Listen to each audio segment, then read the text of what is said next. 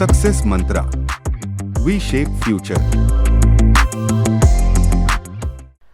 Hello everyone, welcome you all in today's the Hindu news analysis. So कल के the Hindu में काफ़ी कुछ था, उससे पहले भी काफ़ी इंटरेस्टिंग चीज़ें थी।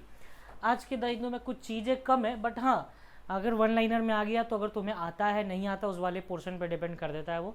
अगर आता है तभी आप क्वेश्चन अटेम्प्ट हो पाएगा, अदरवाइज नहीं हो पाएगा।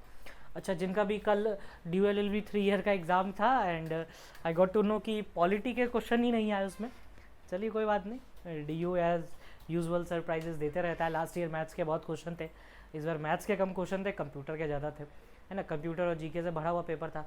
बट उस पेपर में एक चीज़ आप नोटिस करो, उस पेपर में आया था माउंट किलिमंजारो कहाँ है, ठीक है। तंजानिया आंसर था उसका, बट माउंट किलिमंजारो कहाँ है ये पूछा गया था, ठीक है। तो अब माउंट किलिमंजारो कैसे पढ़ोगे आप? अब क्या वर्ल्ड के सारे माउंटेन्स याद करोगे? ये तो दिमाग में आया होगा पहली बात कि क्या वर्ल्ड के सारे माउंटेन्स याद करें? नहीं यार, वर्ल्ड के सारे माउंटेन्स याद नहीं करने, चाहे वो क्लैट है, एलेट है, एमएच सेट हो, CUT है या फिर CUT PG है, कोई भी एग्ज़ाम हो, या फिर आपको जामिया है। आप एक बात याद रखो, मैं हमेशा बोलता हूँ किसी भी चीज़ की ज्योग्राफी पढ़ने से पहले उसका मैप देखो। तुम्हें अगर किसी के घर के बारे में जानना है तो तुम गूगल मैप पे सर्च करोगे ना कि लोकेशन कहाँ है।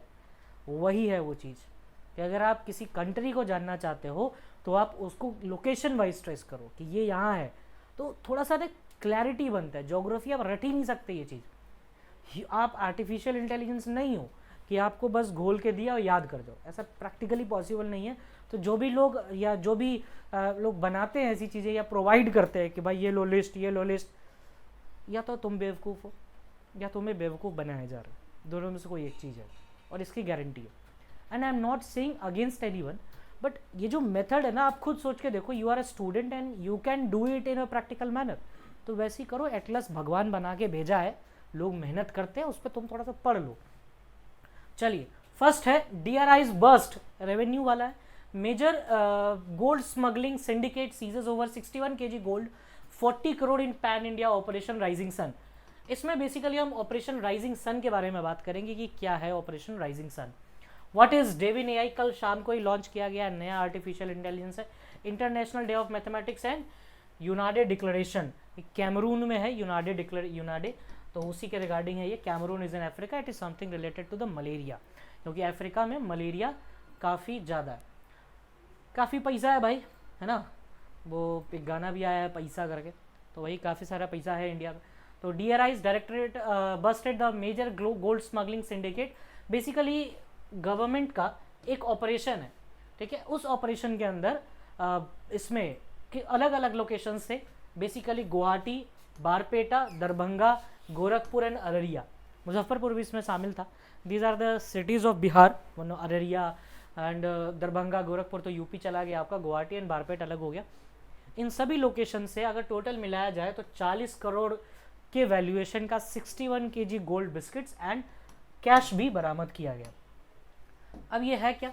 तो directorate of revenue intelligence, operation का आपने नाम देख लिया। Directorate of revenue intelligence government of India की एक एंटी स्मगलिंग मैटर्स को देखती है, ठीक है। इसके ministry of finance and indirect taxes and customs के अंदर आता है। ये बेसिकली 1957 में स्टार्ट किया गया and Shri Alok Tiwari current DRI है, इसके डायरेक्टर जनरल है DRI के। डायरेक्टरेट ऑफ रेवेन्यू इंटेलिजेंस के जो करंट डायरेक्टर जनरल है आलोक तिवारी। अच्छा, आलोक तिवारी से एक चीज़ और बता दें कि कुछ घंटे पहले, I am recording this session at 5 PM, but 2-3 घंटे पहले इलेक्शन कमीशन, है ना, इलेक्शन कमिश्नर अपॉइंट किए गए हैं। चीफ इलेक्शन कमिश्नर नहीं, इलेक्शन कमिश्नर। तो 2 नए इलेक्शन कमिश्नर अपॉइंट किए गए, उनका नाम ध्यान से रखिएगा याद। Next is what is divine AI? देखो, US बेस्ड कंपनी है, वैसे US ने यूनाइटेड नेशन में भी कहा है आर्टिफिशियल इंटेलिजेंस का ग्लोबल एक कॉमन रेगुलेशन के लिए और रूल के लिए यूज़ करने के लिए, कॉल्ड कॉग्निशन।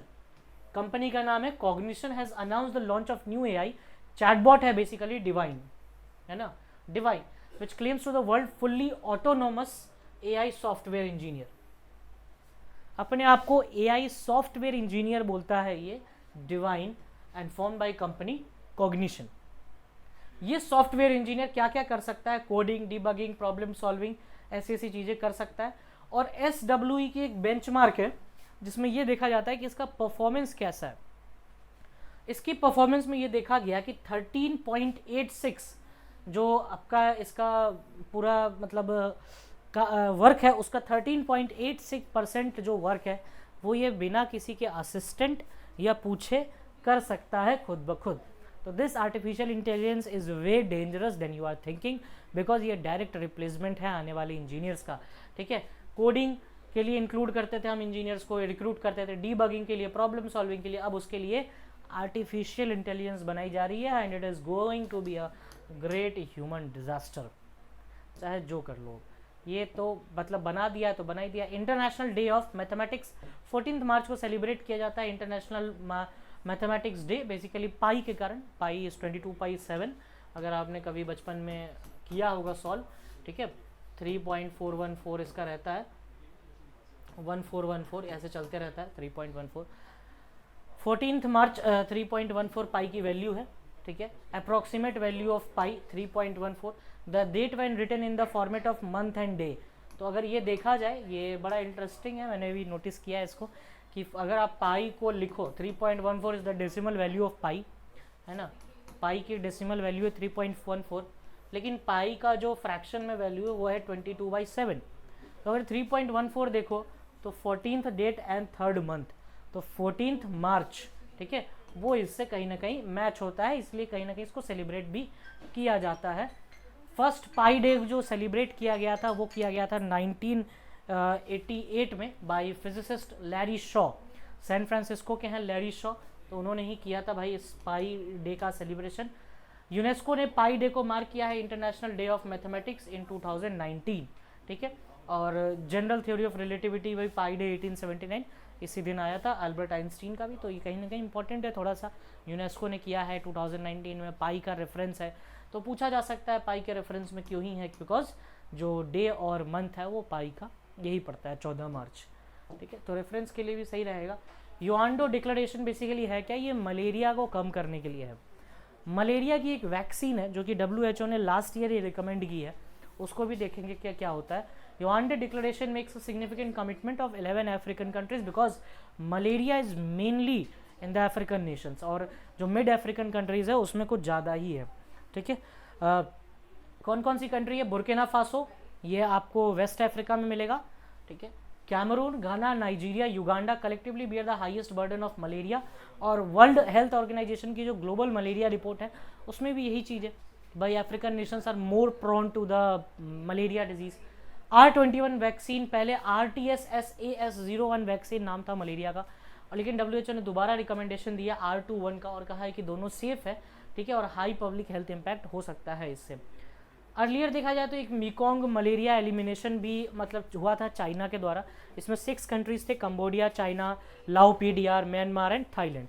इंडिया की तरफ से देखा जाए तो 2017 से 22 जो 5 साल का एक पीरियड था, उसमें भी हम लोगों ने मलेरिया का पूरा चलाया था, नेशनल मलेरिया एलिमिनेशन प्रोग्राम 2017 से 2022। तो ये कुछ इन्फॉर्मेशन आप थोड़ा सा यहाँ पे याद रखो। What not to be missed में वही अगेन वो टॉपिक है, जजेस and bureaucrats. Which of the following chatbots unveiled the Elon Musk last year, तो इट्स ग्रोक। ठीक है, ग्रोक एलॉन मस्क ने अभी किया था। Which constitutional provision allows the president of India to notify the SC/ST। देखो अगर ये ना याद हो ना किसी को, तो आप एक काम करो, SC/ST का 338B AB में है, तो उसके पास सबसे पास कौन सा आर्टिकल है, 341, उसमें ही है, प्रेसिडेंट की पावर है कि वो नोटिफाई करते हैं SC/ST को, आर्टिकल 341 में। According to the World Bank data, which of the following nations had the highest rate of poverty in 2019? It's Burundi, है ना, बुरुंडी, रवांडा, युगांडा, ब्रू एक नेशन ही है जो सेंट्रल अफ्रीकन नेशन का पार्ट है, ये डेमोक्रेटिक रिपब्लिक ऑफ कॉन्गो के बगल में मिलेगा। Suriname is in south America.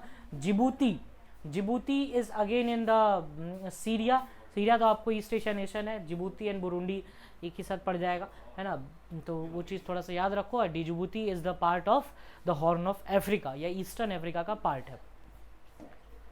Who was the world top importer of arms in 2019-23? India is the world top most importer। ये द हिंदू के ही हैं दोनों क्वेश्चंस, और अगर आप देखोगे तो हिंदू से ही आपको वो लिंक भी मिल जाएगा जिसमें आपको ये चीज़ ज़्यादा देखने को मिलेंगी कि ये रिपोर्ट्स और ये इंडिया वाला जो भी प्रोविज़न है ये चीज़, तो इसको थोड़ा ध्यान से देखना। And if you have any doubt you can mention the comment section. Thank you, that's all from my side.